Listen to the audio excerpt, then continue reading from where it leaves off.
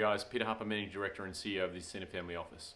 For those of you who are not familiar with the business, we're a multi-family office that focuses on US direct investments and mergers and acquisitions for foreign family offices and private clients. So today we wanted to, it's the next video within our family office series. In prior vlogs, we've talked about what is a single family office versus a multi-family office and the various components that require consideration when making a decision to establish a single family office or a multi-family office, and why that's important for families of significant wealth. Today we wanted to touch on this more recent phenomenon of a virtual family office.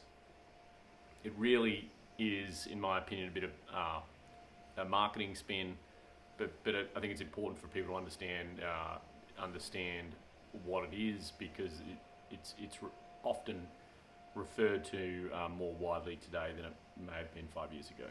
So just to recap, a single family office is an organisation that's established by a family of significant means that have either experienced a substantial change in their liquid net worth through the sale of a major asset, or there has been a major wealth transference event from another generation, and they need infrastructure to not only manage the liquidity, manage the capital that they've either earned or inherited, and they need a bunch of sophisticated administrative services to manage both the financial and non-financial aspects of the family, right?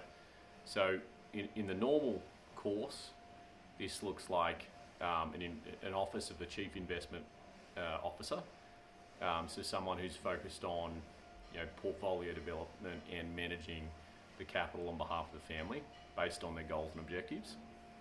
And then the rest of it really made up of people that you would expect to see inside a normal C-suite. So legal counsel, CFO, the COO, so someone that's both focused on the operational aspects of the family that may be anchored around investment, or also might be anchored around private assets, sort of non-investment assets such as your houses, boats, planes, etc.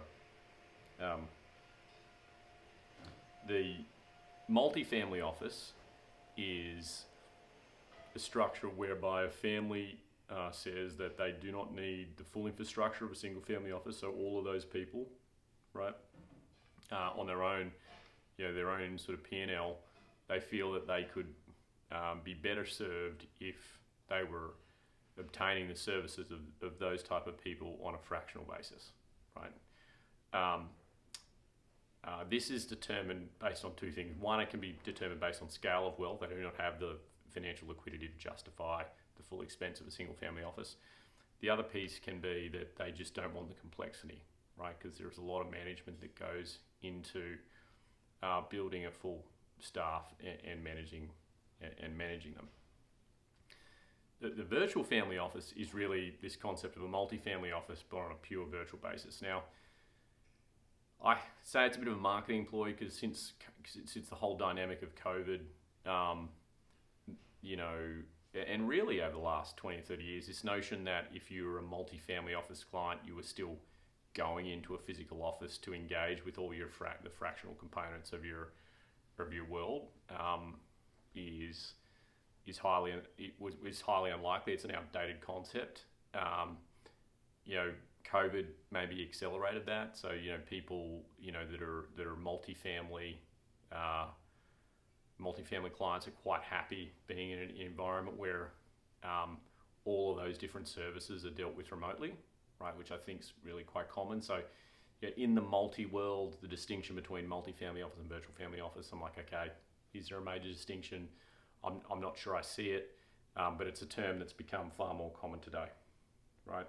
So as the term denotes, virtual family office is really this notion that you're receiving fractional services as a multi-family office, and all of those services are being delivered on a virtual basis, right? A lot of folks saying, hey, future of family. Well, no, this is the future of, I think, of every business. So to say, okay, this is unique, this is a unique issue as it pertains to family offices, or multifamily offices, I think is slightly off. I think this is a dynamic that we're going to see, and we're going to continue to see across, all parts of the financial services ecosystem. Just one sort of final practical thing as far as recapping. We talked before about who's who in the zoo as far as who are the people that you would expect to see in a family office and a multifamily office. As far as what they are doing, right, on a monthly basis, right? As I said, they're deploying capital, so they're working out what is the financial objectives of the family, and managing risk as far as investment risk on behalf of the family to meet the goals and objectives. They're thinking about longevity of the family and family governance, right? So how do they ensure that every member of the family is dialed in and engaged with the family objectives? Now that can be a bit more challenging theoretically on a virtual basis. And they're thinking about coordinating the financial and non-financial objectives with a broader list of service providers. But all the same challenges that you would expect to see, right? And this is where the one part of this piece that you just cannot do on the virtual basis is the engagement of the family, the sort of human element, the human context to what is a multifamily and the family sort of investment dynamics. All of that still, in my experience, needs to happen in person, right? So even if everyone's living in different places, we've got remote service providers, periodically the family's getting together to look at the family mission statement, think about family council, talk about investment policy, talk about risk management, and then think about how they're all communicating with one another, right? Obviously, they're going to be leveraging technology on a pretty substantial basis, but as I said, I think this is in line with every other business on the planet that was impacted pre-COVID, and they're going to be relying very heavily on someone to implement and organise all this, right? So I think really the virtual family office is just a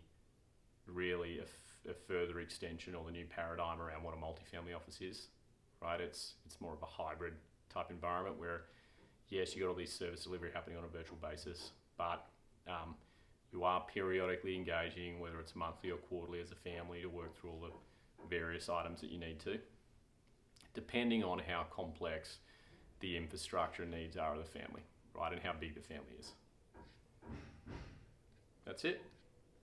Cheers, guys.